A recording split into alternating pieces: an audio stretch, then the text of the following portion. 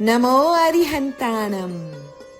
નમો વડે સિદ્ધ પદની પ્રાપ્તિ પણ શક્ય છે. નમો વડે દુષ્કૃતની નિંદા થવાથી ભૂતકાળના પાપ નાશ પામે છે. સુકૃતાનુમોદન થવાથી વર્તમાનમાં શાંતિ મળે છે અને અરિહંત આદિનો વિનય થવાથી ભાવિ પણ સુધરે છે અને પ્રાંતે કેવળ જ્ઞાન અને સિદ્ધ પદની પ્રાપ્તિ સુદ્ધા થાય છે.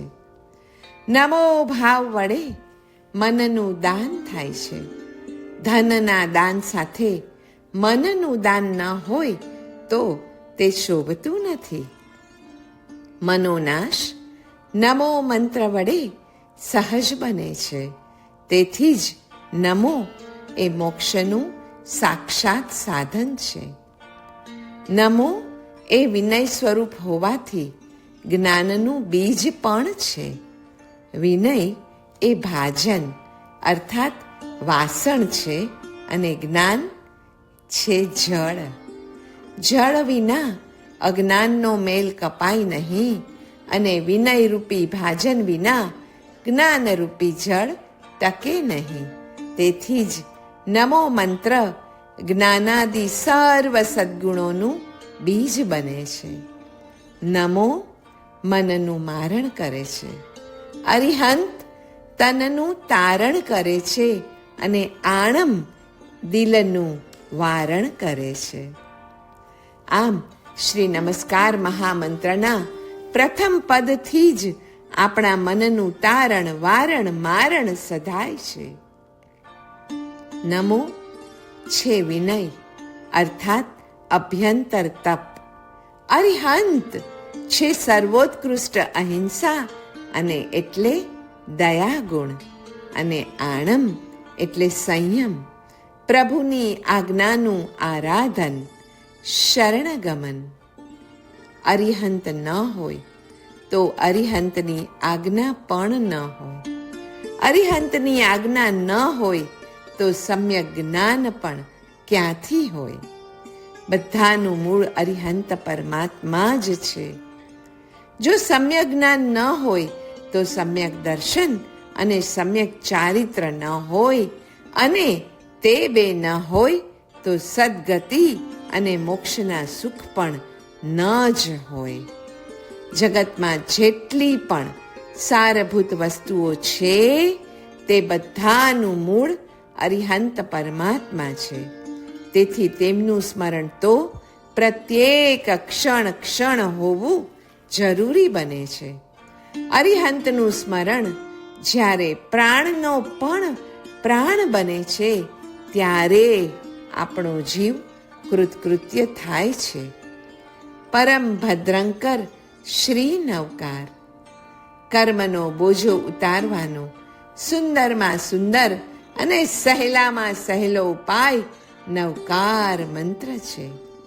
આ વિચારથી પણ આપણી ઉપર રહેલો ઘણો જ બોજો ઉતરી જાય છે. નવકાર મંત્ર જેને મળ્યો તે કર્મના બોજથી હલકો બને જ. નવકાર મંત્રના સ્મરણની સાથે એમાં શું રહેલું છે તેના વર્ણનો પણ ચાલતા જ હોય. નવકાર મંત્રમાં જે છે તે જો એકવાર સમજાઈ જાય તો જગતમાં સારું ગણાતું બધું જ એની દ્રષ્ટિમાં તુચ્છ બની જાય. આખો એ સંસાર અને એના ગણાતા સુખો એ સર્વ વિષય કશાયના ક્લેશથી ભરેલા છે. જગતમાં જે કાંઈ છે તે બધો રોગ છે અને નવકારમાં જે છે તે બધું રોગ રહિત આરોગ્ય છે. નવકારમાં જે છે તે બધું જ સદગતિમાં લઈ જનાર છે અને સંસારમાં જે પણ કાંઈ છે એ બધું જ અંતે દુર્ગતિમાં જ લઈ જનાર છે. નવકાર એ અરિહંતની ભક્તિનું પ્રતીક છે. નવકારનો જાપ એ માટે કરવાનો છે કે નવકારમાં જે છે તે બધું મને મળે અને એમાં જે નથી એ બધું જ છૂટી જાય તથા હું તેમના અર્થાત પંચ પરમેષ્ઠી જેવો થાવ. નવકાર ગણનારને નવકારમાં શું ભર્યું છે એ જાણવાની ઈચ્છા હોય જ, અને તે જાણીને એ મેળવવાની પણ ઈચ્છા થાય જ.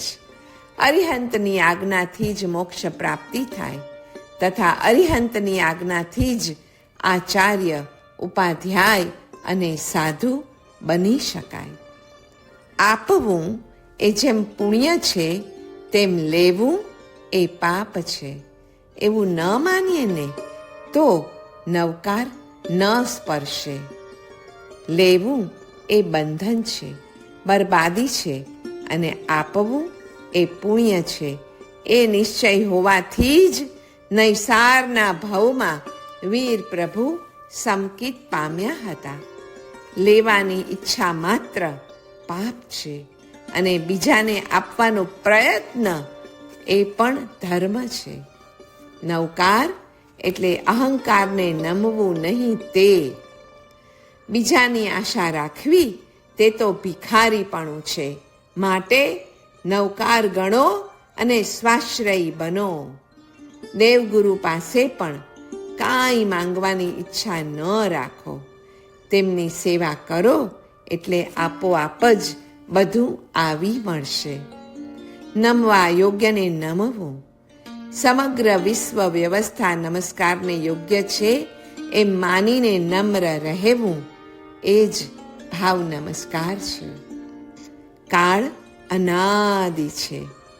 જીવ અને જીન ધર્મ પણ અનાદિથી છે.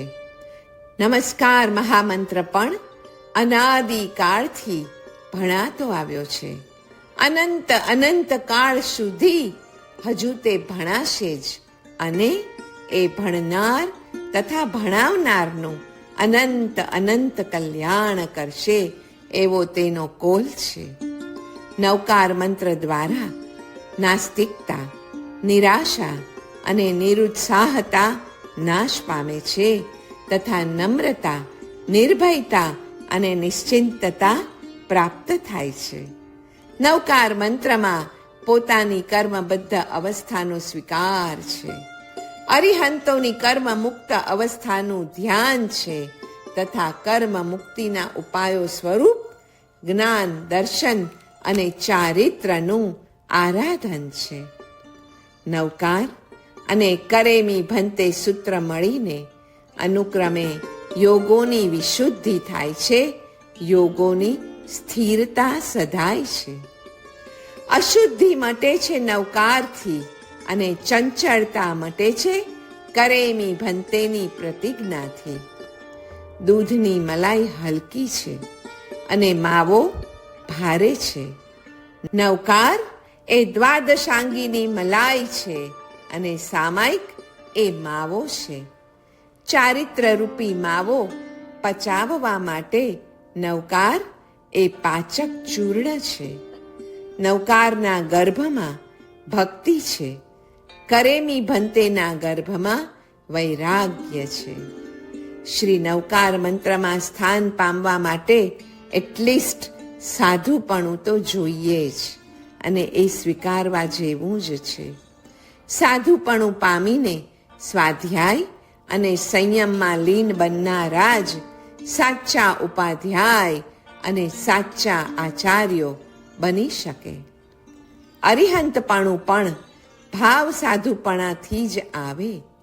નવકાર ગણનારને તો સાચું મૂલ્ય સાધુપણાનું જ હોય.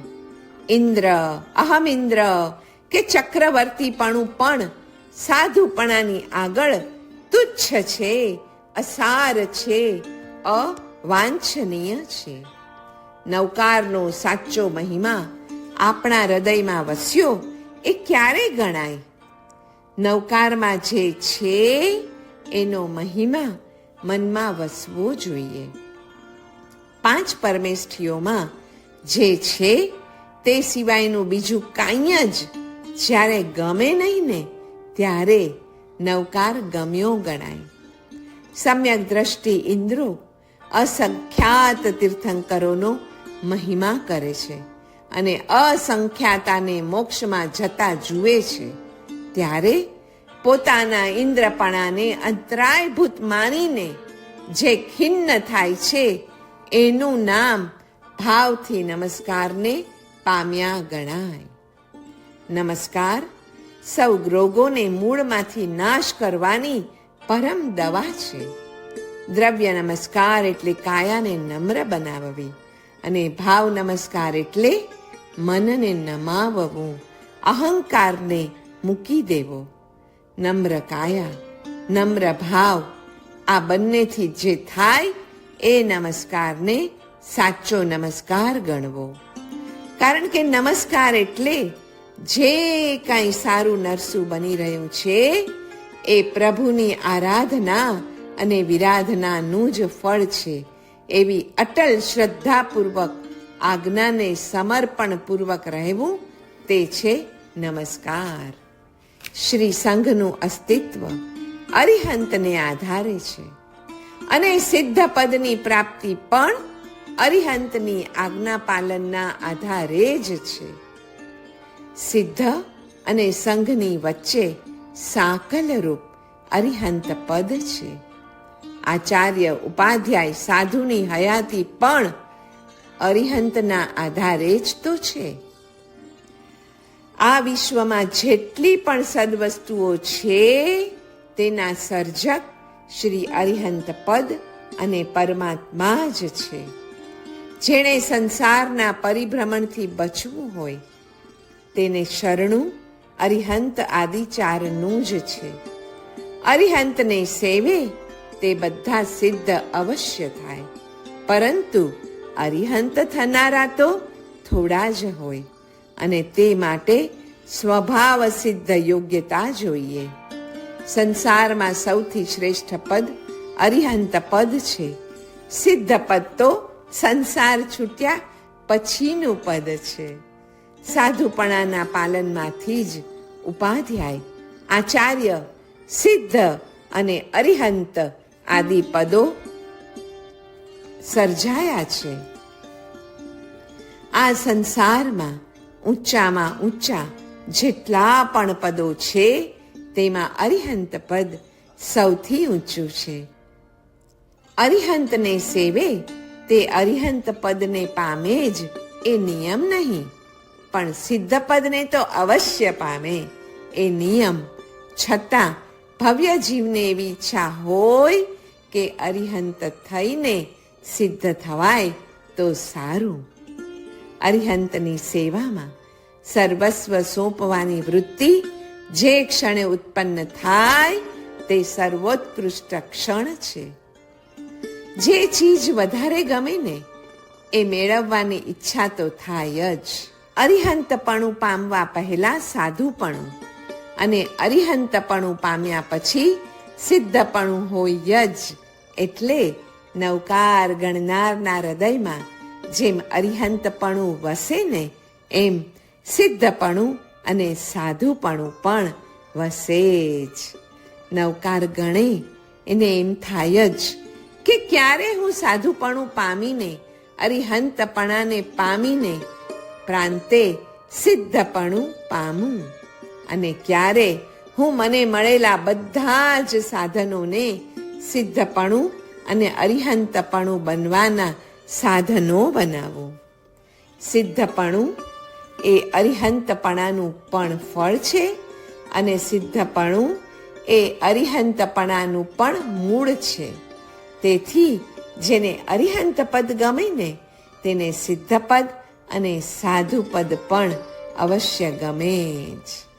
કોઈ પણ જગ્યાએ ગુણનો અને પુણ્યનો એમ ઉભયનો પ્રકર્ષ હોય ને તો તે એકમાત્ર અરિહંત પદમાં જ છે. જગતમાં જેટલા પણ ઉપકારીઓ અને એમનો ઉપકાર આપણા ઉપર છે તે બધા કરતા પણ વધુ મોટો ઉપકાર કોનો? શ્રી અરિહંતોનો. એ ઉપકાર શાથી થઈ શકે? ગુણ અને પુણ્ય ઉભય હોય તો જ અરિહંત બનવું શક્ય છે. અરિહંતો જે ગુણો પામે તેમાં પ્રધાનતા નિમિત્તની નહીં, પણ તેમની યોગ્યતાની જ હોય છે. અરિહંતોએ શાસન પણ એવું સ્થાપ્યું કે જે કોઈ એને અનુસરે તે અરિહંત, સિદ્ધ અને સાધુ જ થાય.